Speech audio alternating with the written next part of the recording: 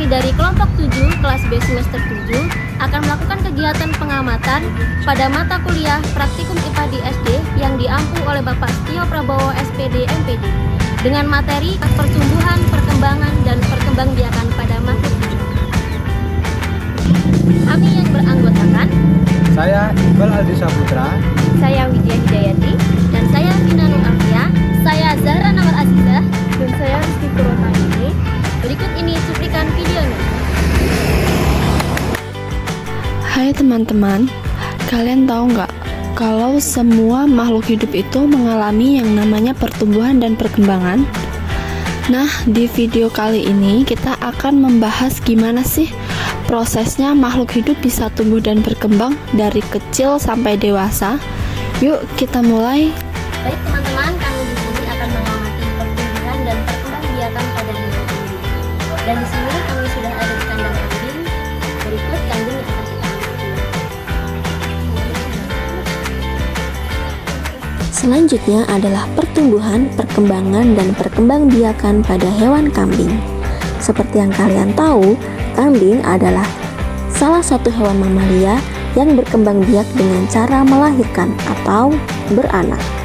Kambing menjalani siklus hidup yang dimulai dari anak kambing yang menyusui, kemudian tumbuh menjadi dewasa, dan memasuki masa pubertas untuk bereproduksi.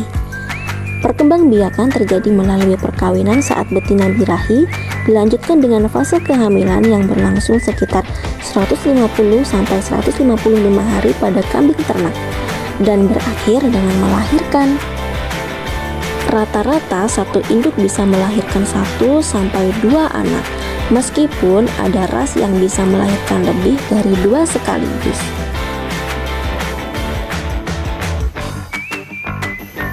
Baik, selanjutnya di sini kami sedang berada di kandang sapi. Kami akan mengamati tentang pertumbuhan dan perkembangbiakan pada sapi. Berikut sapi yang akan kami amati. Sekarang kita lihat contohnya pada hewan sapi. Sapi juga mengalami pertumbuhan. Awalnya sapi berasal dari anak sapi atau pedet yang baru lahir. Setiap hari tubuhnya tumbuh makin besar karena mendapat makanan bergizi seperti rumput, air, dan dedaunan hijau. Lama-kelamaan anak sapi tumbuh menjadi sapi muda dan akhirnya menjadi sapi dewasa yang kuat dan sehat. Nah, kalau sudah dewasa, sapi akan mengalami perkembangan, misalnya mulai bisa berkembang biak atau melahirkan anak sapi baruk. Inilah yang disebut perkembangbiakan makhluk hidup, yaitu cara makhluk hidup menghasilkan keturunan agar jenisnya tidak punah.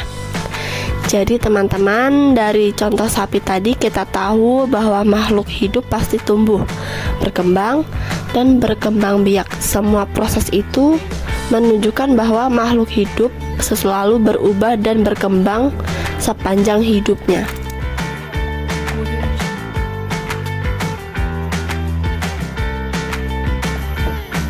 baik teman-teman, selanjutnya di sini kami akan mengamati pertumbuhan dan perkembangan pada hewan ayam.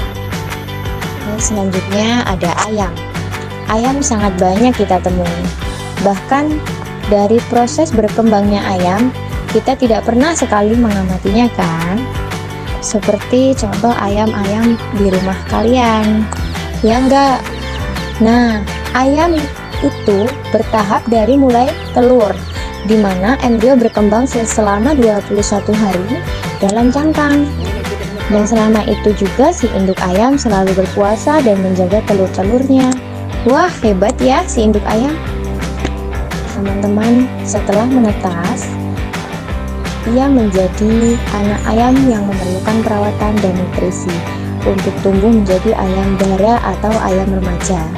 Setelah itu terakhir, ayam mencapai tahap dewasa yang siap untuk bereproduksi dan kembali bertelur. Baik teman-teman, selanjutnya di sini kami akan mengamati pertumbuhan dan perkembangan hewan, yaitu kucing. Baik, di sini kita bisa lihat. Baik teman-teman, selanjutnya di sini kita akan membahas pertumbuhan dan perkembangan pada hewan, yaitu kucing. Pertumbuhan pada kucing adalah proses bertambahnya ukuran tubuh secara fisik. Misalnya, berat badan kucing bertambah, tubuhnya semakin panjang, bulunya makin lebat serta gigi dan cakar mulai tumbuh sempurna. Proses ini bersifat kuantitatif, artinya dapat diukur dengan angka seperti tinggi dan berat badan. Kemudian perkembangan pada kucing adalah perubahan menuju kedewasaan yang bersifat kualitatif atau tidak dapat diukur dengan angka. Contoh, kucing belajar membuka mata, berjalan, bermain, berburu mangsa kecil, dan mengenali lingkungannya. Seiring jalannya waktu, kucing kecil tumbuh menjadi kucing dewasa yang mandiri dan mampu beradaptasi dengan baik. Demikianlah penjelasan pertumbuhan dan perkembangan pada hewan kucing. Selanjutnya kita akan mengamati pertumbuhan dan perkembangbiakan pada ulat daun. Di sini sudah ada ulat daun yang berukuran kecil, kemudian dia akan bertumbuh, berkembang, kemudian menjadi ulat daun yang dewasa. Contoh pertumbuhan dan perkembangan makhluk hidup bisa kita lihat pada ulat daun. Awalnya, kupu-kupu bertelur di daun. Telur itu menetas menjadi ulat kecil yang tumbuh semakin besar karena makan daun. Setelah itu, ulat berubah menjadi kepompong, lalu berkembang menjadi kupu-kupu dewasa yang indah. Kupu-kupu dewasa kemudian bertelur lagi, menghasilkan keturunan baru.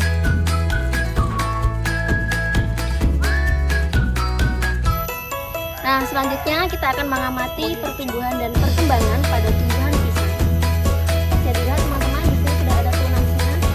Sebelum menjadi tumbuhan pisang yang tinggi, dia tumbuh menjadi tunas dulu seperti ini. Dan kemudian akan tumbuh. Nah, sekarang adalah pertumbuhan, perkembangan, dan perkembangbiakan yang dialami oleh tumbuhan pisang.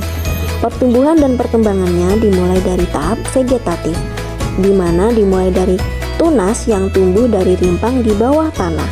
Setelah itu tahap pembungaan.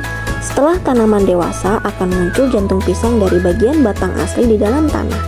Jantung pisang ini adalah bunga yang akan tumbuh menjadi buah pisang loh. Kemudian tahap perkembangan buah. Jantung pisang akan menghasilkan sisir-sisir buah pisang dari bunga betina di ujungnya, sedangkan bunga jantan berada di bagian pangkalnya. Setelah mengalami pertumbuhan dan perkembangan, pisang kemudian mengalami perkembangbiakan. Perkembangbiakannya yaitu dengan vegetatif atau perkembangbiakan alami. Pisang berkembang biak secara vegetatif dengan membentuk tunas dari rimpang atau akar di bawah tanah. Setelah itu, kultur jaringan. Untuk produksi skala besar, pisang diperbanyak melalui kultur jaringan atau teknik memperbanyak tanaman di laboratorium. Itulah tadi pertumbuhan, perkembangan, dan perkembangbiakan yang dialami oleh tumbuhan pisang.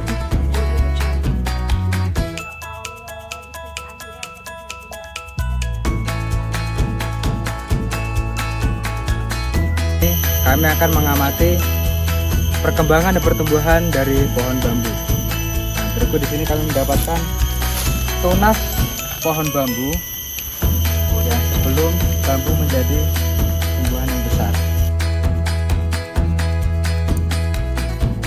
Baik teman-teman, selanjutnya di sini kita akan menjelaskan pertumbuhan dan perkembangan pada tanaman bambu. Tanaman bambu merupakan salah satu contoh tumbuhan yang mengalami pertumbuhan dan perkembangan seperti makhluk hidup lainnya. Pertumbuhan adalah proses bertambahnya ukuran tinggi dan berat tubuh tanaman yang bersifat kuantitatif. Pada bambu, pertumbuhan terlihat dari batangnya yang semakin tinggi dan besar. Batang bambu dapat tumbuh dengan sangat cepat, bahkan beberapa jenis bambu dapat tumbuh beberapa sentimeter dalam sehari. Sementara itu, perkembangan adalah proses menuju kedewasaan yang bersifat kualitatif atau tidak dapat diukur dengan angka. Pada bambu, perkembangan terlihat dari perubahan struktur dan fungsi bagian tubuhnya, seperti batang yang semakin keras, daun yang bertambah banyak, serta tunas baru yang mulai tumbuh menjadi batang bambu yang baru. Baik teman-teman, demikianlah penjelasan dari perkembangan dan pertumbuhan dari tanaman bambu. Selanjutnya kita akan mengamati perkembangan dan pertumbuhan dari pohon kelapa. Di sini ada kelapa yang masih bersifat tunas. Selanjutnya, untuk pohon kelapa. Sangat banyak sekali manfaat dari tumbuhan ini ya teman-teman. Dari mulai pohon, daun, sampai buahnya. Pohon ini akan sering kita temui dimanapun tempat. Di sekitaran pantai atau hutan, pohon kelapa akan tumbuh secara alami.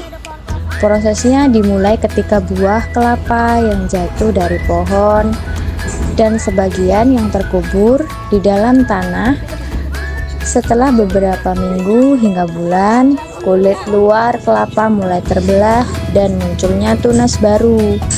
Nah, setelah menjadi tunas baru, dengan beriring jalannya waktu akan tumbuh semakin besar dan bisa menghasilkan buah kelapa yang banyak dan besar. Selanjutnya, kami akan mengamati pertumbuhan dan perkembangan pada tanaman singkong. Di sini, kami sudah berada di ladang singkong.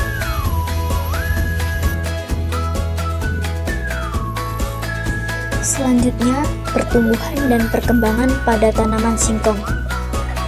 Proses pertumbuhan singkong, awalnya singkong ditanam dari batang bukan dari biji. Hari ketiga sampai ketujuh, tunas kecil mulai tumbuh. Minggu kedua, daun-daun mulai muncul. Bulan ke-1 hingga ke-7, tanaman semakin tinggi dan daun bertambah banyak. Bulan ke-4 hingga ke-6, akar membesar dan membentuk umbi singkong. Perkembangan singkong bisa kita lihat pada tanaman yang terus tumbuh dan berkembang menjadi tanaman dewasa.